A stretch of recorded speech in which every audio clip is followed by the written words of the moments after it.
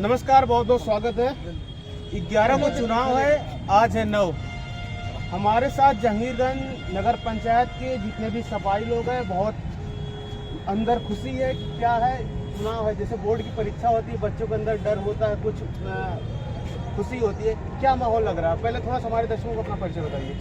मैं रविंद्र यादव, समाजवादी पार्टी का निवर्तमान विधानसभा अध्यक्ष हूँ। और हर राजनीतिक व्यक्ति के लिए चुनाव एक पर्व के समान होता है और हम सभी समाजवादी साथी इस चुनाव को भी एक पर्व के रूप में लेने का काम कर रहे हैं। और निश्चित रूप से क्षेत्र में जिस तरह से हमारे प्रत्याशी निर्माता गौतम जी को अपार जन समर्थन मिल रहा है, हर वर्ग का, चाहे वो हिंदू हो, चाहे मुस्लिम हो, चाहे व्यापारी वर्ग हो, जाति धर्म और मजहब और पार्टी से ऊपर उठकर हमारे प्रत्याशी निर्मला गौतम जी को समर्थन मिल रहा है।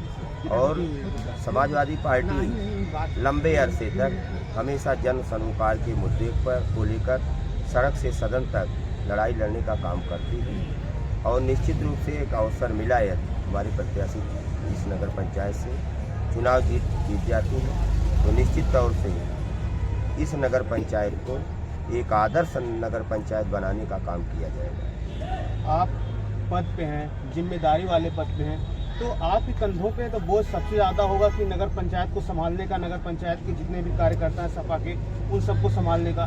कितनी जिम्मेदारियों का सामना करना पड़ रहा है चुनाव को लेकर?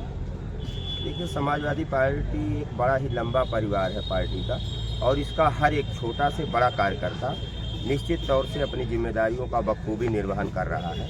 और इसमें एक व्यक्ति का कोई दायित्व तो नहीं है, एक परिवार है। और एक परिवार की भावना से यहाँ समाजवादी पार्टी माननीय राष्ट्रीय अध्यक्ष अखिलेश यादव जी के मार्गदर्शन में, उनसे प्रेरणा लेकर और समाजवादी विचारधारा के साथ इस नगर पंचायत चुनाव में काम कर रही है। और निश्चित रूप से समाजवादी विचारधारा जिस हिसाब से इस देश में, इस प्रदेश में माननीय राष्ट्रीय अध्यक्ष जी अखिलेश यादव जी जो ये बदलाव का दौर है, उसमें बड़े पैमाने पर सर्वजन समाज आज समाजवादी पार्टी के पक्ष में लामबंद होने का काम कर रहा है।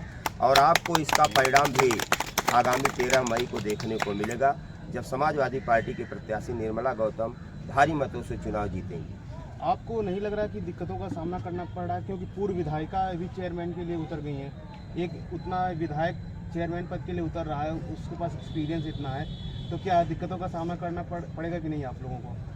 देखिए, भारतीय जनता पार्टी प्रदेश में लगभग 6 वर्ष अधिक हो गया शासन करते हुए, और केंद्र में लगभग 9 वर्ष होने जा रहे हैं। पूर्व में उनके द्वारा किए गए जो वादे थे, उस पर कहीं भी भारतीय जनता पार्टी सरकार खरी नहीं उतरी है। और इसी का परिणाम रहा कि भारतीय जनता पार्टी में प्रत्याशी चुनाव लड़ने के लिए खोजने पर नहीं मिल रहे थे। और आज वो भी हमारी एक बड़ी आबादी जो समाजवादी पार्टी का समर्थक है, नेवारी गांव, जिसको कटाने के लिए यहाँ के भारतीय जनता पार्टी के जो प्रत्याशी हैं, उन्होंने यहाँ से लेकर लखनऊ तक कोई कोर कसर नहीं छोड़ी।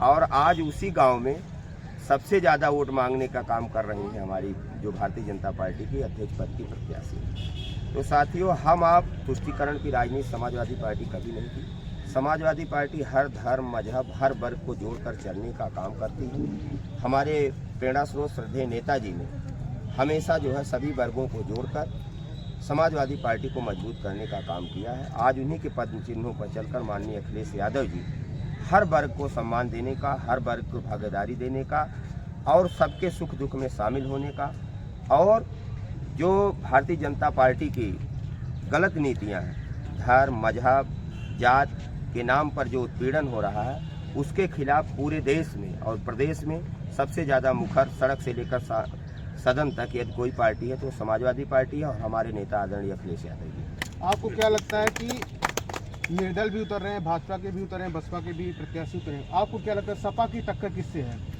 सपा की टक्कर तो हम नहीं जान पा रहे हैं कि सपा की टक्कर है किसी से। हम आधे में है, आधे में सब। मतलब कह रहे आधा वोट आपको मिल रहा है, आधा में और सब लोग हमारा जो हम अपार जन समर्थन जो नगर पंचायत में मिल रहा है, इससे हमको ये साबित हो रहा कि आधा हम है, आधे में पूरा लोग। आपको क्या लगता है कि किन मुद्दों पे लेकर समाजवादी पार्टी के प्रत्याशी चेयरमैन पद के लिए उतरे हैं? मतलब क्या क्या विकास के मुद्दे हैं उनके चेयरमैन के लिए, मतलब जहांगीरगंज नगर पंचायत के लिए? जी, हमारा मुद्दा है इस नगर पंचायत को आदर्श नगर पंचायत बनाने के लिए, और यहाँ सड़क, नाली, पेयजल और जो भी है मूल सुविधाएं इस नगर पंचायत में आती है, उसके लिए हम अपना मुद्दा लेकर चला रहे हैं। और पार्टियां सभी चीज़ फ्री करने के लिए कर रही हैं, आप क्या फ्री कर रहे हैं?